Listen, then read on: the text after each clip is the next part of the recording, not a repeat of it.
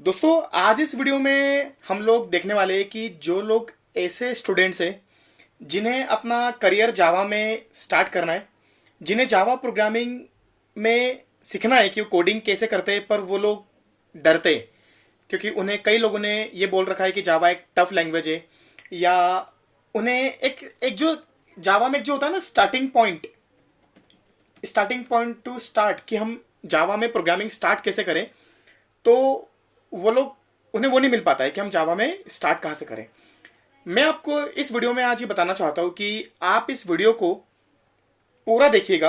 अगर आपको जावा में स्टार्टिंग पॉइंट नहीं मिल रहा है और अगर आपको लगता है कि आपने पहले कोचिंग्स भी ज्वाइन कर रखी है या आपने पहले कई सारे वीडियोस देख रखे, पर अगर आपको जावा में ये समझ में नहीं आ रहा है कि वेयर टू स्टार्ट, ये जावा के जो बेसिक्स होते हैं, अगर आपको वो बेसिक्स समझ में नहीं आ रहे तो ये वीडियो आपके लिए।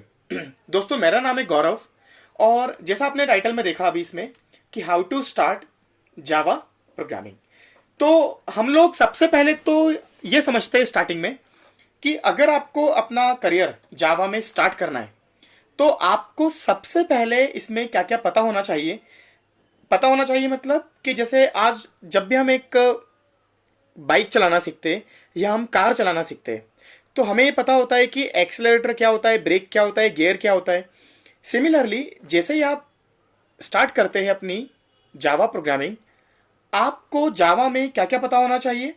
तो देखिए, सबसे पहले आपको पता होना चाहिए ये टर्म JDK। ओके, क्या होता है JDK? इसका नाम होता है पूरा जावा डेवलपमेंट किट। दोस्तों ये जावा डेवलपमेंट किट, जिसको हम JDK कहते हैं शॉर्ट में, ये क्या है? तो ये एक तरह का सॉफ्टवेयर है या आप कह सकते हैं ये एक तरह की एप्लीकेशन है। एक एग्जांपल लेते हैं। अगर आपको कोई मूवी देखना है या कोई गाना सुनना है, कोई सॉन्ग आपको प्ले करना है, तो आपको उस मूवी को देखने के लिए एक प्लेयर चाहिए होता है। दोस्तों सिमिलरली अगर आपको जावा की प्रोग्रामिंग करना है, अगर आपको जावा में कोडिंग करना है, तो देखिए, जैसे ही आप जावा में कोडिंग करोगे या आप जावा में प्रोग्राम्स बनाओगे तो उन प्रोग्राम्स को दोस्तों आप करोगे सेव। उन प्रोग्राम्स को आप करोगे सेव, और सेव अगर आपको करना है जावा के प्रोग्राम्स, जैसे आपने सी लैंग्वेज में सीखा है कि प्रोग्राम हम सेव करते हैं .c, और C++ की बात करें तो .cpp। अब ये .c या .cpp क्या होता है? एक फाइल होती है जहां पर आपने अपना प्रोग्राम बनाया होता है। जैसे आप देख रहे हैं ये एक पूरी फाइल है। अब जब इस फाइल को मैं सेव करूंगा तो मुझे यहां पर इस फाइल का एक नाम देना पड़ेगा। दोस्तों ध्यान से देखना, जैसे ही इस फाइल को मैं सेव करूंगा, इस फाइल का मुझे देना पड़ेगा एक नाम। फॉर एग्जाम्पल मैंने यहां पर नाम दिया टेस्ट, और ऑटोमेटिक देखना यहां पर लिखा हुआ है .txt। इसका मतलब ये एक तरह की .txt फाइल कहलाएगी। पर अगर मेरा ये जावा का प्रोग्राम होता तो मैं यहां पे लगाता .java। आप समझ चुके होंगे यहां पर कि जब भी हम कोडिंग करेंगे या जावा में प्रोग्राम क्रिएट करेंगे तो हमें उस कोडिंग वाली फाइल को सेव करना पड़ेगा, और हम सेव करते हैं .java से। अब दोस्तों ये जो .java जो फाइल है आपने बनाई, इसमें रखा हुआ है आपका कौन सा कोड? Source code. दोस्तों सोर्स कोड क्या होता है? सोर्स कोड वो कोड होता है जो आप लिखते हो, जो आप प्रोग्राम बनाते हो। ओके, और वो कहां रखा है? .java फाइल में। अगली स्टेप दोस्तों ये होती है कि जावा में आपको इस फाइल को करना पड़ता है कंपाइल। अभी कंपाइल क्या होता है तो मैं बता दूं आपको।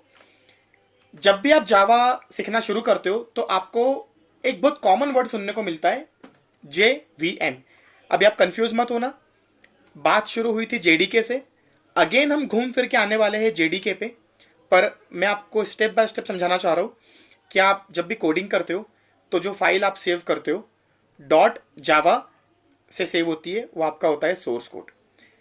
फिर आपको उस कोड को करना पड़ता है कंपाइल।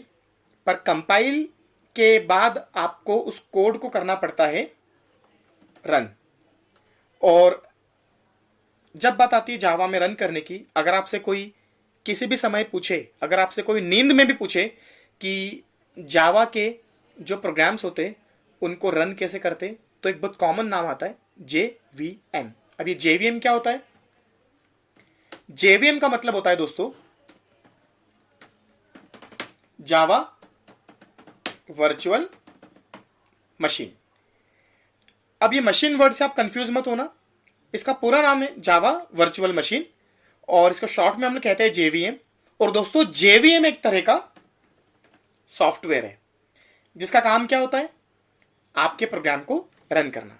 पर एक कंफ्यूजन आप ये क्रिएट मत करना अपने माइंड में कि JVM जो कि जावा के प्रोग्राम को रन करता है, तो ये JVM आपके इस .java वाले सोर्स कोड को रन नहीं करता है, क्योंकि प्रोग्राम तो आपका यही था .java में जो आपने लिखा था। पर JVM आपके इस वाले सोर्स कोड को रन नहीं करेगा, इसलिए हमें जरूरत पड़ती है बीच में कंपाइल की। कंपाइल या हम कहें यहां पर कंपाइलर। अब दोस्तों ये कंपाइलर क्या होता है? तो कंपाइलर भी एक तरह का सॉफ्टवेयर होता है which convert source code into runnable code. देखिए इस पॉइंट पे आप थोड़ा ध्यान देना। यहां पर कंपाइलर, एक मिनट, मैं इसको कंपाइलर की जगह यहां पर कहता हूं जावा कंपाइलर। ओके, तो जावा का जो कंपाइलर होता है वो कौन है? एक सॉफ्टवेयर है जो कि कन्वर्ट करता है सोर्स कोड को रनेबल कोड में। अब दोस्तों ये रनेबल कोड कौन सा है? ये रनेबल कोड वही है जो आगे जाके JVM रन करेगा। और क्यों ना इस रनेबल कोड को, अब मैं आपको वो नाम बता दूं जो बहुत फेमस नाम है जावा में, बहुत आगे जाके सुनने में आएगा आपको। ये जो रनेबल कोड होता है दोस्तों, ये रनेबल कोड कहलाता है आपका बाइट कोड। तो ये नाम आप मत भूलना, मतलब फ्रेशर हो तो भी, या आप जब एक्सपीरियंस ले लोगे जावा में तब भी आपको इंटरव्यू में कई बार बाइट कोड के ऊपर आपको उलझाया जाता है। तो बाइट कोड मतलब रनेबल कोड, मतलब जो रन होता है। और इसको रन कौन करता है? JVM। तो दोस्तों अगर इस स्टेप को मैं आपको थोड़ा सा इजी वे में समझाऊं, तो सबसे पहले आप जावा में प्रोग्राम लिखते हो, फिर उस प्रोग्राम को आप सेव करते हो .java से। ये .java में आप, ये .java एक फाइल होती है जिसमें आपका क्या रखा होता है? Source code. उसके बाद आप इस .java वाली फाइल को, सोर्स कोड को पास करते हो कंपाइलर को। ये कंपाइलर भी किसका है? जावा का। दोस्तों कंपाइलर का काम क्या है? .java फाइल के अंदर जो रखा है सोर्स कोड, कंपाइलर उसको कन्वर्ट करता है बाइट कोड में। अब एक बात का ध्यान रखना, ये जो बाइट कोड होता है ये कंपाइलर ने क्रिएट किया, सोर्स कोड को लेकर बाइट कोड बनाया। पर एक बात का ध्यान रखना, जैसे आपका सोर्स कोड किसी फाइल के अंदर सेव था .java, सिमिलरली कंपाइल होने के बाद जो क्या बनेगा आपका बाइट कोड, वो भी किसी न किसी फाइल में रखा होगा। तो दोस्तों कंपाइलर एक फाइल बनाता है, उसको हम लोग कहते हैं डॉट क्लास फाइल। कौन सी फाइल? Dot class file. तो ये डॉट क्लास फाइल में क्या रखा होता है आपका? Byte code. और फिर ये जो डॉट क्लास फाइल होती है ये आप किसके पास होती है? JVM के पास, that is your Java virtual machine. और JVM फिर इस बाइट कोड को फर्दर रीड करके कन्वर्ट करता है आपके मशीन कोड में। तो दोस्तों इस पूरी प्रोसेस को आप ध्यान से देखिए। सबसे पहले आपने प्रोग्राम लिखा, तो ये हो गई आपकी पहली स्टेप, आपने लिखा और उसको सेव किया। देन आपने आपके सोर्स कोड को कंपाइल करवाया और क्या बना आपका? Byte code. तो दोस्तों ये हो गई आपकी सेकेंड स्टेप। आपका क्या बन चुका है? Runnable code. और वो फाइल कौन सी बनी आपकी? Dot class file. दोस्तों स्टेप नंबर थर्ड आपकी क्या हो गई कि आपको अपने कौन से वाले कोड को? आपको अपने बाइट कोड को रन करना है। और वो काम कौन करेगा? आपका JVM। तो दोस्तों ये तो थी आपकी एक पूरी स्टेप बाय स्टेप प्रोसेस कि आपने कैसे कोड करना है, क्या कंपाइल करना है और कैसे रन करना है। अच्छा, अभी भी आपको ये नहीं पता है कि जावा में प्रोग्राम्स कैसे लिखना है। एक आपका जो डर है आपके मन का कि जावा में हम प्रोग्राम्स कैसे बनाएंगे, हमें तो जावा में प्रोग्राम्स क्रिएट करना नहीं आता है। कुछ लोग ये सोच के डरते हैं कि हमारी सी और सी प्लस प्लस लैंग्वेज बहुत वीक है, हमारे लॉजिक्स नहीं बनते। तो मैं आपको ये कहता हूँ कि थोड़ा सा टाइम और पेशेंस रखो।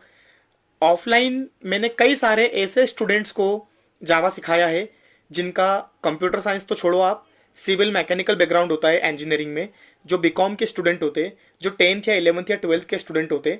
थोड़ा सा पेशेंस रखो और एक जील रखो सीखने की कि मुझे सीखना है जावा, और सीखना तो पड़ेगा आपको क्योंकि जावा का स्कोप बहुत है मार्केट में। तो हम पॉइंट पर आते हैं अगेन।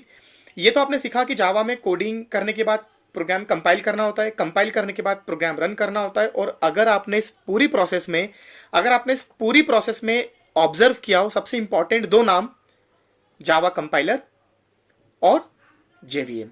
और दोस्तों, अगर आपको ये जावा कंपाइलर और ये जेवीएम अपने कंप्यूटर पे चाहिए, क्योंकि आप समझ चुके हो बिना कंपाइलर के आपका बाइट कोड नहीं बनेगा और बिना जेवीएम के आपका बाइट कोड नहीं चलेगा। तो अगर आपको जावा का कंपाइलर और आपको जावा वर्चुअल मशीन अपने कंप्यूटर पे चाहिए तो आपको लाना पड़ेगा जेडीके, मतलब जावा डेवलपमेंट किट।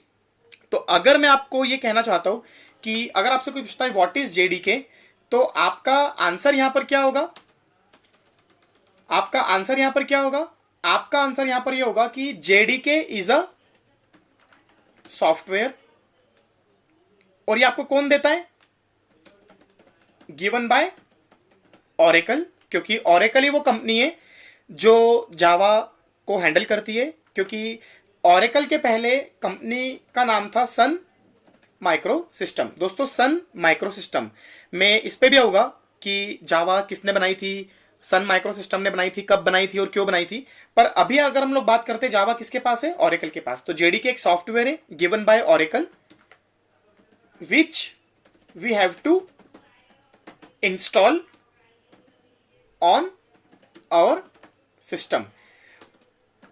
और ये जेडीके आप अपने कंप्यूटर पे इंस्टॉल करोगे तो सबसे पहले आपको इंस्टॉल करने के पहले क्या करना पड़ेगा? डाउनलोड करना पड़ेगा। सबसे पहले आपको जेडीके का एक सेटअप मिलेगा, जावा डेवलपमेंट किट का आपको एक सेटअप मिलेगा जो आपको करना पड़ेगा इंस्टॉल फ्रॉम ओरेकल वेबसाइट। जैसे दोस्तों मैं आपको एक छोटा सा डेमो देता हूं। आप अपना ब्राउजर ओपन करना, गूगल ओपन करना इस पर, और जैसे ही आप गूगल पे सर्च करोगे यहां पर जेडीके सेटअप डाउनलोड, तो देखिए यहां पर क्या लिखा हुआ आ रहा है? JDK setup download. अब इनको आप ध्यान मत दीजिए 64 बीट 32 बीट, ये अलग अलग चीजें। कहने में तो ये भी है कि जब भी हम जावा डेवलपमेंट किट डाउनलोड करते हैं तो ये आप देखिए यहां पर लिखा हुआ आ रहा है फॉर विंडोज, यहां लिखा हुआ आ रहा है फॉर मैक ऑपरेटिंग सिस्टम जो कि एप्पल के लैपटॉप्स में होता है।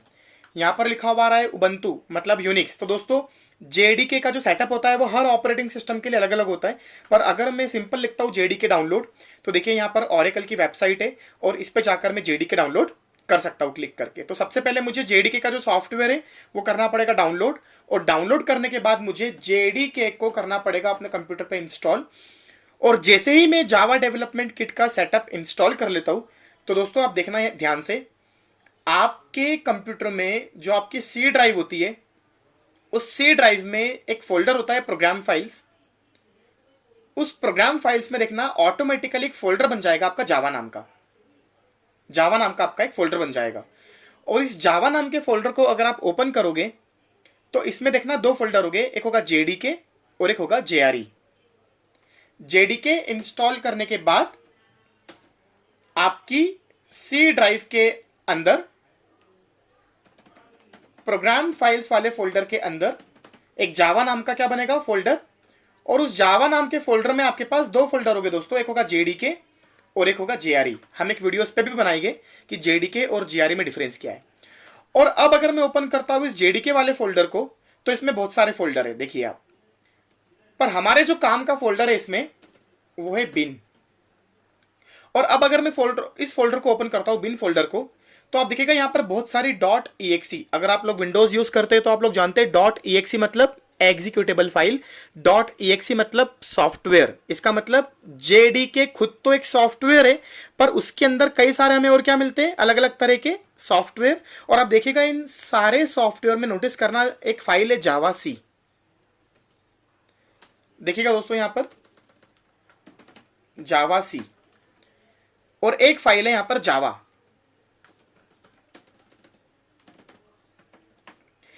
देखिएगा हम लोगों ने क्या किया, सबसे पहले जेडीके को इंस्टॉल किया, फिर हम सी ड्राइव में प्रोग्राम फाइल्स में गए, उसमें जावा नाम का एक फोल्डर था। सी ड्राइव में प्रोग्राम फाइल्स में गए, उसमें जावा नाम का फोल्डर था, उसमें आपका जेडीके नाम का फोल्डर है, उसमें आपका बिन नाम का फोल्डर है, और उस बिन नाम के फोल्डर में दो फाइल आप देख रहे हो, एक जावा और एक जावा सी। तो मैं आपको बताना चाहता हूं ये जावा सी, सी मतलब कंपाइलर, ये जावा सी वाली फाइल ही आपका कौन है, कंपाइलर। और ये जो जावा नाम की फाइल है दोस्तों, जावा नाम की जो फाइल है ये आपकी, यही आपका कौन है, जेवीएम। तो हम लोगों ने पहले ही बात करी थी कि आपको अपने कंप्यूटर पे कंपाइलर भी चाहिए और जेवीएम भी चाहिए, और ये दोनों कौन है, ये दोनों सॉफ्टवेयर है। और ये दोनों सॉफ्टवेयर आपको कब मिलते हैं, जब आप इंस्टॉल करते हो जेडीके वाला सॉफ्टवेयर या जेडीके वाला सेटअप। तो सबसे पहले आपने जेडीके वाले सॉफ्टवेयर को नेट से डाउनलोड किया, फिर आपने उसको इंस्टॉल किया, फिर आपको आपकी प्रोग्राम फाइल्स में जावा नाम का फोल्डर बना, फिर आप उस फोल्डर में अंदर गए तो आपको जावा सी नाम से मिला कंपाइलर, और आपको जावा नाम से मिला जेवीएम। तो हम लोग अभी यहां तक पहुंच के ये बोल सकते हैं कि आपके इस सिस्टम पे क्या क्या आ चुका है, कंपाइलर भी आ चुका है और जेवीएम भी आ चुका है। तो दोस्तों इस पूरे वीडियो में आप लोगों ने एक तो ये सीखा कि सबसे पहले हमें हमारे सिस्टम पे लाना पड़ेगा जेडीके। जेडीके आने के बाद हमारे पास क्या आ जाता है, हमारे पास आ जाता है कंपाइलर, और क्या आ जाता है, जेवीएम। कंपाइलर की हेल्प से हम प्रोग्राम को क्या कर सकते हैं, कंपाइल कर सकते हैं, और कंपाइल करने के बाद क्या बनेगा, बाइट कोड। और जेवीएम की हेल्प से हम उस बाइट कोड को क्या कर सकते हैं, रन कर सकते हैं। और ये जो जेवीएम है ये इंटरनली क्या करेगा, उस बाइट कोड को कन्वर्ट करेगा मशीन कोड में। दोस्तों एक बात और मैं आपको इस वीडियो के एंड में बताना चाहता हूं कि आपसे कई बार लोग पूछते हैं कि जावा में कंपाइलर तो होता है, पर क्या जावा में इंटरप्रेटर भी होता है। अब जो लोग नहीं जानते उनको मैं बता दूं कि ये इंटरप्रेटर क्या है। दोस्तों इंटरप्रेटर का काम होता है कोड को लाइन बाय लाइन रन करना।